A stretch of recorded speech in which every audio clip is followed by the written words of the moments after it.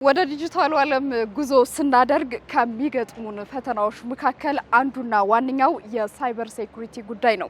ታዲያ የኢንፎርሜሽን መረብ ደህንነት አስተዳደር በተለያዩ ክልሎችና በከተማ አስተዳደሮች ስለ ሳይበር ሴኩሪቲና ስታንዳርድ ስልጠና ሲሰጥ ቆይቷል። ዛሬ ደግሞ በኦሮሚያ ክልል የሚገኙ ከፍተኛ አመራሮችንና ባለሙያዎች ጋር ቆይታ በማድረግ ስለዚሁ ስለ ሳይበር ሴኩሪቲና ስታንዳርድ ስልጠና እየሰጠ ይገኛል። የምንገኘው በኦሮሚያ ክልል ቢሮ ነው። ሁነቱ ምን እንደሚመስል በሰፊው እናስቃኛችኋለን። አብራችሁን ቆዩ።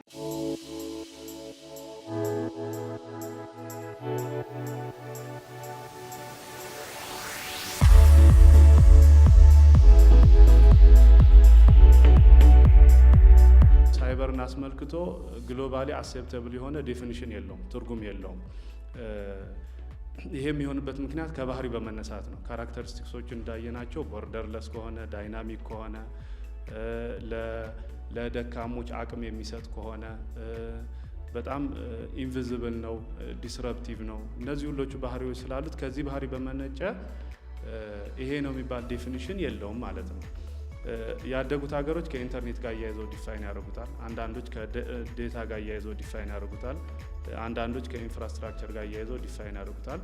እኛ ግን እንዴት ነው ዲፋይን የምናደርገው የሚለው ቅድም ተነስቷል። ቤዚካሊ አሁንም የምናየው ነው የሚሆነው ማለት ነው። ሶ ከመሰረተ ልማት፣ ዴታ፣ ሰው፣ ቢዝነስ ፕሮሰሶች እና ማህበረሰብ አንጻር የሚኖረውን መስተጋብር መሰረት ያደረገ ትርጉም ስለተሰጠው አረዳዳችንም የሴኩሪቲ ሶሉሽኖችን በዛ መልኩ መሆን አለባቸው ማለት ነው።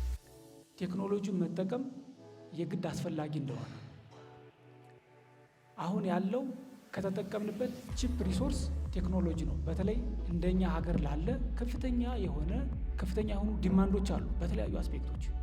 እሱን ዲማንድ ፊል ልናደርግ የምንችለው ያለን ቺፕ ሪሶርስ ለምሳሌ ቴክኖሎጂ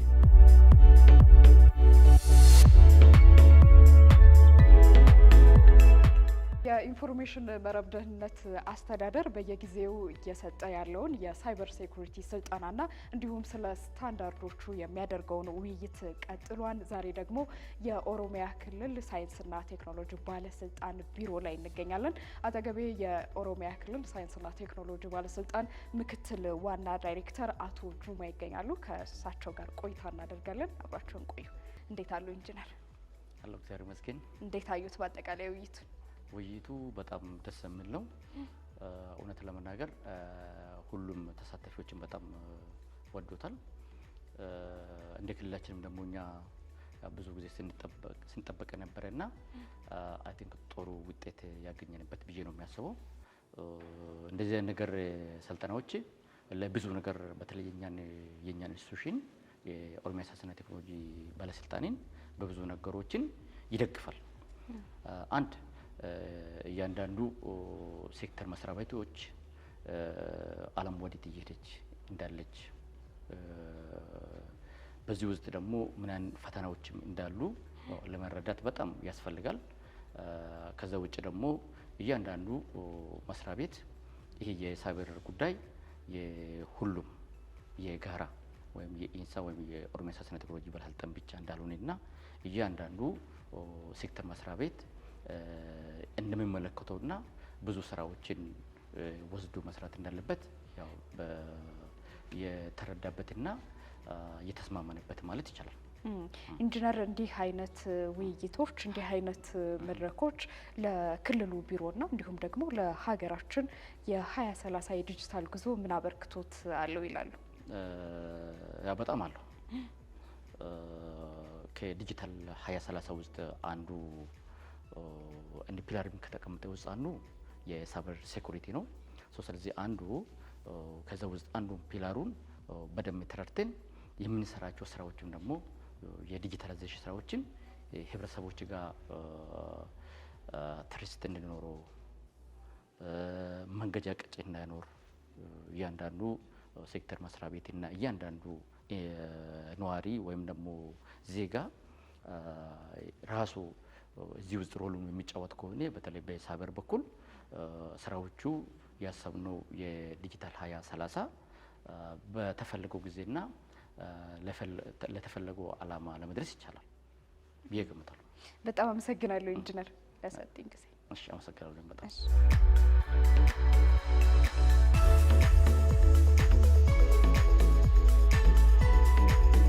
ትልቁ ተጋላጭነት ያለው ሰው ላይ ስለሆነ ብዙ የጥቃት ባህሪዎችም ኤአይን ቤዝ አድርገው ባህሪያቸው ቢቀያየርም ግን ሰው ላይ ፎከስ የሚያደርጉ ሶሻል ኢንጂነሪንግ ሰውን በፍቃዱ አምኖበት ክሬደንሻል የሆነ ሚስጥራዊ የሆኑ ነገሮችን አውጥቶ እንዲሰጥ ማድረግ ነው ሶሻል ኢንጂነሪንግ። ስለዚህ ሰው ላይ ናቸው ፎከስ የሚያደርጉ ጥቃቶቹ ማለት ነው። ስለዚህ አንደኛው ፐርስፔክቲቭ ሰው ስንል ተቋማችን ላይ ያለው ሰው አንደኛ በሚሰጠው ሮልና ሪስፖንሲቢሊቲ መሰረት ሃይራርኪውን ጠብቆ መከፋፈል አለበት። በመካከል ያለው ግንኙነት ዲተርማይን መደረግ አለበት። ሁለተኛ ደግሞ እንደ ማህበረሰብ ተቋም ውስጥ ያለው ከጽዳት ጀምሮ እስከ አመራር ድረስ ያለው ሰው ምን አይነት የሴኩሪቲ ሪኳየርመንቶች ማሟላት አለበት፣ እንዴት ተብሎ ዲፋይን መደረግ አለበት የሚለውን ሴት ኦፍ ሪኳየርመንት ያስቀምጣል ማለት ነው። ስለዚህ አሁን በቀጣይ ስታንዳርድ አስገዳጅ በሚሆንበት ጊዜ የምትጠየቁት ምንድነው? አመራራችሁ ስለ ሳይበር ሴኩሪቲ ያውቃል ወይ? እሺ እንታወቅ። እሺ ካሳሁን ተሾመ እባላለሁ። በኢንሳ የሳይበር ሴኩሪቲ ሪስክ ማኔጅመንት ዲቪዥን ኃላፊ ነኝ። እሺ እንግዲህ የኢንፎርሜሽን መረብ ደህንነት አስተዳደር በየክልሉ እንዲሁም ደግሞ በተለያዩ ቦታዎች ዛሬ ላይ የተገኘንበትን ኦሮሚያን ቢሮ ጨምሮ እንዲህ አይነት የግንዛቤ ማስጨበጫ ሲያደርግ ቆይቷል። ሂደቱ ምን ይመስላል? ሂደቱ ያው ከዚህ በፊት ሌሎች ክልሎች ላይም ስናደርግ እንደነበረው በጣም በጥሩ መንገድ ነበር የተከናወነው። ያው ሌሎች ክልሎች ላይም ስንሰጣቸው የነበሩ ስልጠናዎች ስፔሻሊ ከአዌርነስ እና ከስታንዳርዶቻችን እንደ ኢንሳ ሬጉላቶሪ ቦዲ እንደመሆኑ መጠን ከዛ ጋር አያይዘን የምንሰጣ ያሉን ስታንዳርዶች የማስተዋወቅ ፕላስ ግንዛቤ መፍጠር ፕሮግራሞችን ማከናወን ሌሎች ክልሎች ላይ ስናከናወናቸው በነበረበት ሂደት ዛሬም ኦስታ ላይ ሳይንስና ቴክኖሎጂ ባለስልጣን ላይ በጥሩ መንገድ ተከናውነዋል ብለን ነው የምናስበው። ያው እንዳያችሁት የተገኙ ብዙ የቢሮ ኃላፊዎች እና የአይቲ ዳይሬክተሮች እዚህ ላይ ተገኝተዋል እና በዛ ሂደት ውስጥ ስለ ጉዳዩ መረዳትን ለመፍጠር ፕላስ በቀጣይነት አብረን የምንሰራባቸውን ጉዳዮች ለማከናወን ወይ ደግሞ እንደ መሰረት ለመጣል የሚያስችሉ ስራዎችን ለመፍጠር ስራዎች ተከናውነዋል ማለት ነው። እንዲህ አይነት የግንዛቤ ማስጨበጫዎች በየጊዜው እየጨመረ ለመጣው ለሳይበር ሴኩሪቲ ስጋት ምን አበርክቶት አላቸው ትላለህ? በጣም ጥሩ። ያው እንዲህ አይነት ጉዳዮች በቀጣይነት መሰራታቸው በትልቁ አሁን የምናስባቸውን ዲጂታል 2030 ጋር በተያያዘ የምናስባቸውን ማሳካት እንፈልጋቸውን ጉዳዮች ለማሳካት በትልቁ እገዛ ይኖረዋል። ምክንያቱም እንደ ሀገር ዲጂታላይዜሽንን በስፋት እንሄድበታለን ብሎ መንግስት አቅጣጫ ይዞ እየሰራ ነው ያለው። እሱን ለማሳካት እንደዚህ አይነት ሴኩሪቲ ጋር በተያያዘ እንደ ሀገር አካታች በሆነ መንገድ ስራዎችን መስራት የበለጠ አቅም ይሰጣል። እሱ እንደ አንድ ጉዳይ መውሰድ እንችላለን። ከዛ ባለፈ ግን የሀገራችንን የዳታ ሉዓላዊነት ሴኩሪቲውን በደንብ ለማስጠበቅ የሚያስችሉ ስራዎችን ለመስራት ትልቅ እገዛ ይኖረዋል። ይሄንንም ደግሞ ምንድነው የሳይበር ሴኩሪቲ ጉዳይ የጋራ ኃላፊነት ነው የምንላቸውን ጉዳዮችንም በየደረጃው አወርደን በምንድነው ጠቅላላ ባለ መንገድ ወይ ደግሞ በተቀናጀ መንገድ ስራዎችን ለማከናወን ትልቅ እገዛ ይኖረዋል የሚል ሀሳብ ያለን። እንግዲህ የኢንፎርሜሽን መረብ ደህንነት አስተዳደር በርካታ የክልል ከተሞች ላይ ደርሷል። ይህንኑ የሳይበር ሴኩሪቲ ጉዳይን ይዞ ለቀጣይ ምን ታስቧል? በጣም ጥሩ። ያው በቀጣይነት የምናስባቸው በትልቁ ያሉ ጉዳዮች እነዚህ አይነት ጉዳዮች በአንድ የሚቆሙ አይደሉም። ሴኩሪቲ ባህሪው አንድ የተሰጡ በአንድ ጊዜ ብቻ የሚጠናቀቁ ስራዎች ላይ ስላልሆኑ በቀጣይነትም ከእንደዚህ አይነት ጉዳዮችን ሰፋ በማድረግ ክልሎቹም በራሳቸው ኃላፊነት ወስደው እንደዚህ አይነት ስራዎችን ሴኩሪቲ ስራዎችን ኢኒሼቲቮችን ወደ ተግባራቸው በማውረድ ከዚህ በፊት ተቋማችን የሚሰራቸውን ስራዎች እናውቃቸዋለን። የታለንት ጋር ተያይዞ ከዛ ባለፈም ደግሞ በየክልሉ ክለቦችን በመፍጠር የሴኩሪቲ ክለቦችን በማቋቋም ክልሎች እንደዚህ አይነት ስራዎችን በራሳቸውም እንዲወስዱ ለማድረግ የሚያስችሉ ስራዎች እየተሰሩ ነው ያሉት።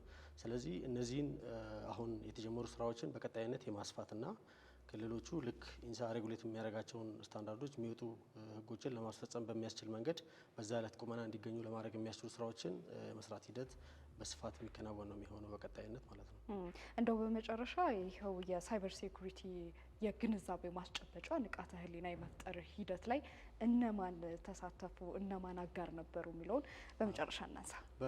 በዋናነት እስካሁን በነበሩን ክልሎች ላይ በነበረን ኢንጌጅመንት በትልቁ የክልሎቹ የሳይንስና ቴክኖሎጂ ቢሮዎች በዚህ ላይ በጣም ትልቅ እገዛ ሲያደርጉልን ነበር። ምክንያቱም በቅንጅት የሚሰራ ስለሆነ እንዳልነው የጋራ ኃላፊነት ነው ብለን ስለተነሳን ከነሱ ጋር በነበሩ ግንኙነቶች ነው የተለያዩ የቢሮ ኃላፊዎችን በመሰብሰብ ለስራው የሚያስፈልጉ ሂደቶችን የምቹ ሁኔታን በመፍጠር ተባብሮ ለመስራት የሚያስችሉ ሂደቶችን ስለፈጠሩልን በመጀመሪያ ደረጃ እነሱ በጣም በትልቁ እንትን ወስደዋል። ከዛ ባለፈ ግን የተቋማችን ቶፕ ማኔጅመንቶችም እንደ ማኔጅመንት ለእንደዚህ አይነት ስራዎች የሚያስፈልገውን ትኩረት በመስጠት ድጋፍ በማድረግ ስራዎቹ እንዲሰሩ ያደረጉበት ሂደትም በዚሁ ለዚህ እንደዚህ አይነት ስራዎች ትልቅ አስተዋጽኦ ያደረገልን ነው የሚሆነውና እነዚህ ጉዳዮች በዋነኝነት ነው የምናነሳቸው።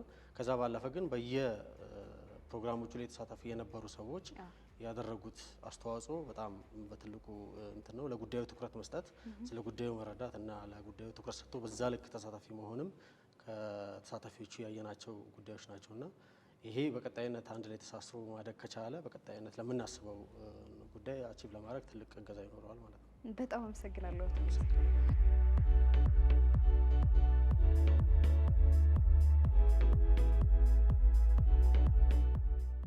በየጊዜው እየጨመረ ለመጣው ለሳይበር ሴኩሪቲ ስጋት የኢንፎርሜሽን መረብ ደህንነት አስተዳደር በየክልሎቹና እንዲሁም በከተማ መስተዳደሮች ላይ የተለያዩ የግንዛቤ ማስጨበጫዎች ሲያደርግ ቆይቷል። ዛሬ ደግሞ በኦሮሚያ ቢሮ ተገኝተናል። ዋና አጀንዳችን እዚህ ደርሶ ነበረ። ፕሮግራሙ በማስተዋወቁ በኩል ትዕግስት ተሳፊ አብሬያችሁ ነበርኩ። ቸር ሰንብቱልኝ።